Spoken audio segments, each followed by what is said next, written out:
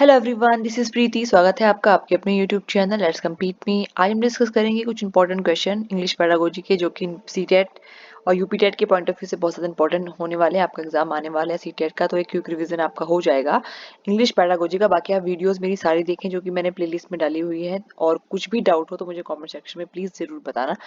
चलिए ज़्यादा time waste नहीं करते, शुरू करते हैं। Question number 1 is which of the following organization is working for the improvement of school education. Question पूछा गया है कि इनमें से कौन सा ऑर्गेनाइजेशन स्कूल एजुकेशन के लिए वर्क कर रहा है, स्कूल एजुकेशन के इम्प्रूवमेंट के लिए वर्क कर रहा है। ऑप्शन है एनसीईटी, एनसीईआरटी, एनएएसी, सीबीएसई। तो इसका जो करेक्ट आंसर होगा वो होगा एनसीईआरटी। एनसीईआरटी स्कूल एजुकेशन के लिए वर्क करता है, तो option number 2 will be the correct answer. Question number 2 is teaching aids are useful for making a lesson. पूछा गया है कि टीचिंग एड्स यूजफुल होते हैं एक लेसन को बनाने में, क्यों होते हैं? इंटरेस्टिंग बनाते हैं वो लेसन को, इफेक्टिव बनाते हैं, स्टिमुलेटिंग बनाते हैं, एक्साइटिंग बनाते हैं।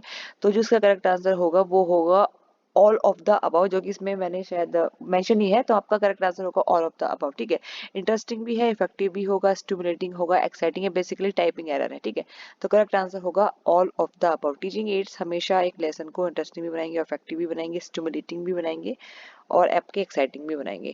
Question number 3 is teaching learning materials should be selected according to their availability in respective areas, the objectives of teaching, their cost, none of the above। पूछा गया कि टीचिंग लर्निंग मटेरियल जो है वो सिलेक्ट करनी चाहिए, क्या चीज ध्यान में रख करके सिलेक्ट करनी चाहिए? अवेलेबिलिटी इन रिस्पेक्टिव एरियाज, जहां पढ़ा रही हूँ वहां पर वो अवेलेबल है या नहीं है, या टीचिंग के जो ऑब्जेक्टिव है उनको ध्यान में रख करके टीचिंग एड बनानी चाहिए, या फिर उनकी कोस्ट के हिसाब से, या नन ऑफ द अबव। तो करेक्ट आंसर होगा द ऑब्जेक्टिव्स ऑफ टीचिंग को ध्यान में रख करके हमको जो टीचिंग लर्निंग मटेरियल है उनको यूज करना है।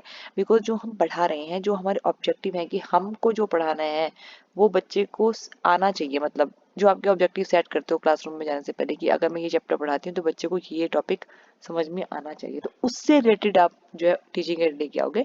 तो ऑब्जेक्टिव ऑफ टीचिंग। अगर आपको वीडियो पसंद आती है तो प्लीज वीडियो को लाइक शेयर जरूर करें। चैनल पर नए हैं तो चैनल को सब्सक्राइब करें, एंड कुछ भी डाउट हो आप मुझे कमेंट सेक्शन में प्लीज जरूर बताना, और अपनी तैयारी अच्छे से करें बिकॉज अब एग्जाम बहुत ही नजदीक है। चलिए, question number 4 is teaching aid make an English lesson interesting for learner if. Teaching aid एक लेसन को, इंग्लिश लेसन को इंटरेस्टिंग बनाते हैं लर्नर के, if it is according to their age and level of understanding. अगर जो teaching add है वो बच्चे के एज और अंडरस्टैंडिंग के हिसाब से है। Only costly material are used. अगर आप बहुत महंगे महंगे टीचिंग एड लेकर के आते हैं क्लासरूम में तब आपका लेसन इंटरेस्टिंग बनेगा, या फिर they are in their mother tongue, या कि जो टीचिंग एड है वो मातृभाषा में होनी चाहिए, या फिर used very regularly in the learning process. देखो, अगर टीचिंग एड बच्चे के एज के हिसाब से या लेवल ऑफ अंडरस्टैंडिंग के हिसाब से होगा तभी उस टीचिंग एड का फायदा है, तभी उस टीचिंग एड से बच्चे पढ़ पाएंगे। तो option number 1 will be the correct answer. हमेशा बच्चे की एज को ध्यान में रखे और उसके लेवल ऑफ अंडरस्टैंडिंग को ध्यान में रखे हमको टीचिंग एड चुनना है। Question number 5 is some qualities of a good English text book are. Good English text book की क्या क्या क्वालिटीज? देखो, टेक्स्ट बुक से क्वेश्चन आते हैं, हमेशा आपके सिलेबस में मेंशन है और पूछे जाते हैं। ये क्वेश्चन में बहुत बार पूछा गया है कि इंग्लिश टेक्स्ट बुक की क्या क्या करेक्टरिस्टिक है, क्या क्या गुड क्वालिटीज होनी चाहिए।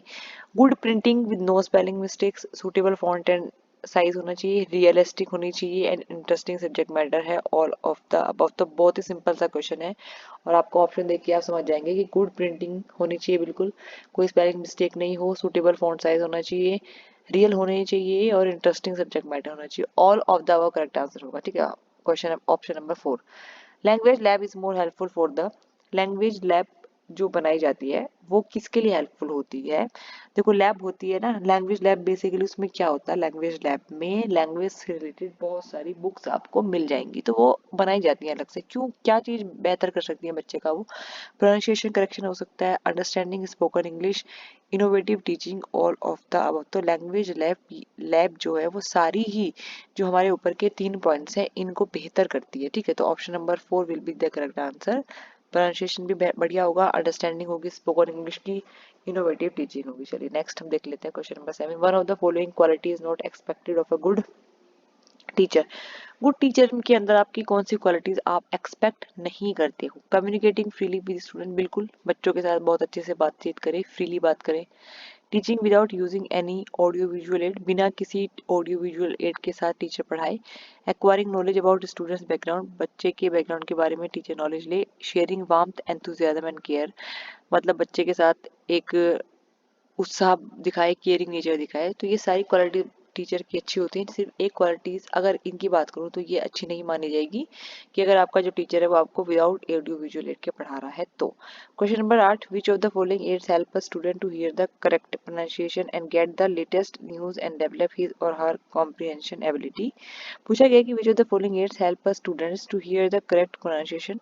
इसमें से कौन सा टीचिंग एड है जो बच्चे के प्रोनाउंसिएशन को करेक्ट हियर करने के काम में आता है एंड लेटेस्ट न्यूज प्रोवाइड करवाएगा ताकि उसकी समझ बढ़ सके, कॉम्प्रिहेंशन एबिलिटी बढ़ सके। तो चॉक बोर्ड बिल्कुल नहीं, टेक्स्ट बुक नहीं, फ्लैश कार्ड नहीं, रेडियो बिल्कुल सही। तो रेडियो से जब बच्चे सुनेंगे तो उसका प्रोनाउंसिएशन भी सही होगा और दूसरा वो एक लेटेस्ट न्यूज़ भी प्रोवाइड करवाता है। तो option number 3 will be the correct answer. इसमें ज़्यादातर क्वेश्चन वीडियो में ऑडियो विजुअल एड से रिलेटेड है, बिकॉज ऐसे क्या होता है कि क्वेश्चन एक टॉपिक से जब एक साथ पढ़ लेते हैं तो काफ़ी जो डाउट्स होते हैं वो क्लियर हो जाते हैं।